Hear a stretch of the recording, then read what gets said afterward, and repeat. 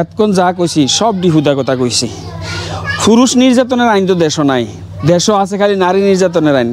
গড় যে একটা নির্যাতন চলে, এই নির্যাতনটি আমরা কারো কাছে কইতাম পারি না। অহন আমি তাইতে একটু দূরে আইছি, এর লেগা কইতে আছি, নাহলে তাই শুনলে তো আমারে হ্যাস্ত। যাই হোক, অবশেষে কাপড় ধুইলাম, সব রোদেও দিলাম। এরপরেও যদি কদূর ঘরটার ভিতরে শান্তি হয় আর কি। করতে আছে কালকে থেকে খোলা ফাইনের স্কুল খোলা। এখন আমার কাপড় দিতে অনেক কাপড় জমা হয়ে গেছে। তো মাঝে মধ্যে ধুই, সবসময় তো ধুই না, মাঝে মধ্যে ধুই। এই গুঁড়া সাবান সব কাপড়গুলি ভিজিয়ে দিব। কিছুক্ষণ পরে আধা ঘন্টা পরে দেওয়া কাপড় আমরা মাঝে মধ্যে বাড়ি করে হেল্প করুন, কাজ করুন। স্বাস্থ্যের লেগে উপকার, পরিবারের লেগে উপকার, সম্পর্কটাও ভালো থাকে।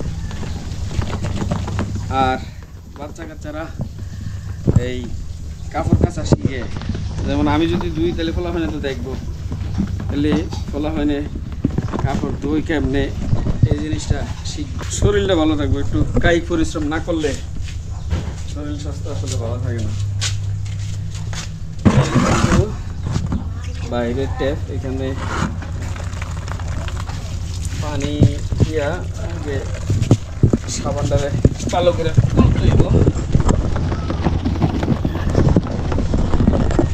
উঠলে পানি কাপড়টি ভালো করে একবার ভিজাইয়া ইয়া করতে হইব, লাইরা সিরা দিতে হইব ভালো করে, যেন সাবান প্রত্যেকটা জায়গায় ঢুকে।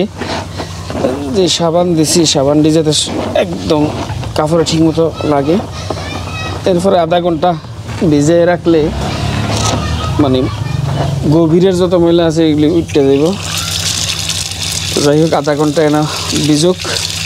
ভিজার পরে আমরা আধা ঘন্টা পরে কাপড় কাচারম। আধা ঘন্টা শেষ, এবার ওয়াশরুমে ঢোকার ফেলা। ওয়াশরুমে ঢুকে যেতে হইব। শেষ কাপড় ধোয়া, জানটা হাসুরিয়ে গেছে যদিও। যাই হোক, এখন কাপড় আমরা শুকাইতে দিব।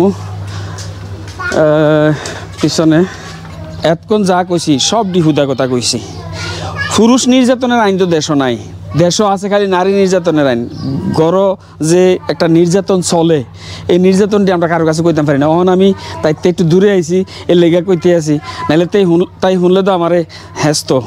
যাই হোক, অহন কত হইলো, এই যে এতলা কাপড় আমার দিয়ে ধোয়াইলো, হ্যাঁ ধোয়াইলো, আমিও মাইনা লইছি। কেড়ে মাইনা লইছি? বিভিন্ন সমস্যার কারণে।